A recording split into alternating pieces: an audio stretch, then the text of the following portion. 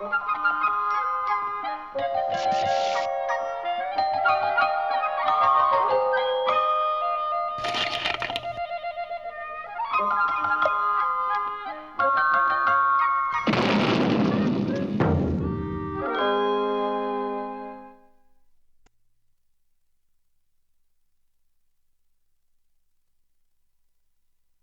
all started out with a plant, a variety of European bellflower used in the making of salads. The plant is called rampion. This plant grew in a beautiful garden belonging to a mean witch whom everybody feared. Unfortunately, the rampion could be seen from a little hut belonging to a peasant and his wife.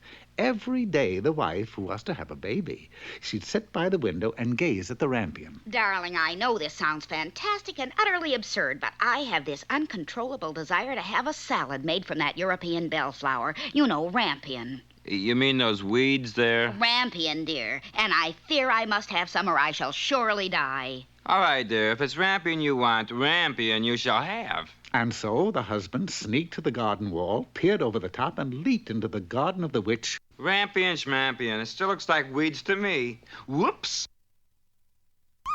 Halt! You cannot move!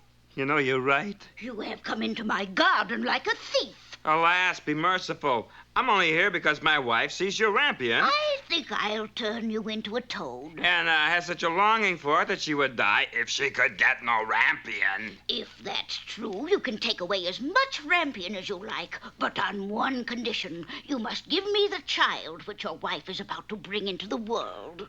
In his fear, the husband consented to everything, and when the baby was born, the witch appeared, gave it the name Rapunzel, which is short for rampion, and took the little infant away with her. Rapunzel grew into a beautiful child. She played in the woods and was very careful of her long hair, which she would comb day after day. When she was 12 years old, the witch shut her up in a tower. It had neither staircase or door, only a small window. Matter of fact, there was only one way to climb up the tower. Rapunzel, Rapunzel, let down your hair, that I may climb the golden stair. And that was the way. Well, a couple of years later, the king's son was walking in the forest, and he chanced to hear a song so lovely that he stopped to listen. Do-do-do-do-do-do-do-do. The lovely voice came from Rapunzel's tower. Rapunzel, Rapunzel, let down your hair. Ooh, that I may climb the golden stair. Wow! Rapunzel, I have searched far and wide, but never has my heart been so touched by song or beauty such as yours. I like you, too.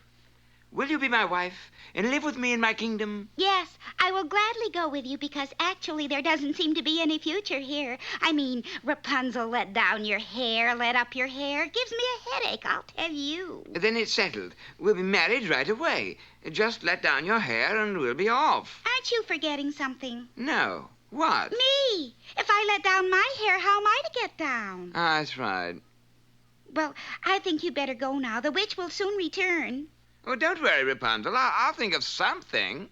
Whoops! Oh, you've come to fetch your lady love. Where you goofed. You'll never see her again. And so the poor prince wandered, unable to see a thing, eating roots and berries. Meanwhile, back at the tower... Oh, you wicked child. I thought I'd separated you from the world, yet you deceived me just for that. Well, now you've done it. We're both stuck here now. Aren't you forgetting?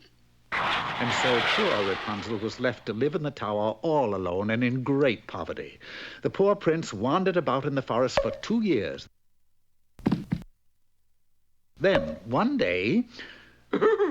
It's hair. Yes, hair it was, for in the 2 years Rapunzel's tresses had grown to their full length again. Rapunzel, I told you I'd think of something, and I have.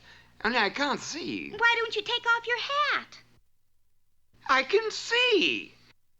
And now I'll climb down your hair, and when I get to the bottom, I'll explain my plan. What's your plan? Jump! Jump!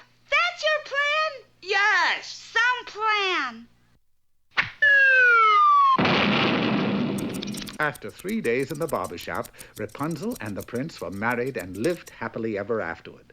That is, until one day... Darling, I know this sounds fantastic and utterly absurd, but I have this uncontrollable desire to have a salad made from that variety of European bellflower. A rampion? Yes, dear, rampion. Well, here we go again.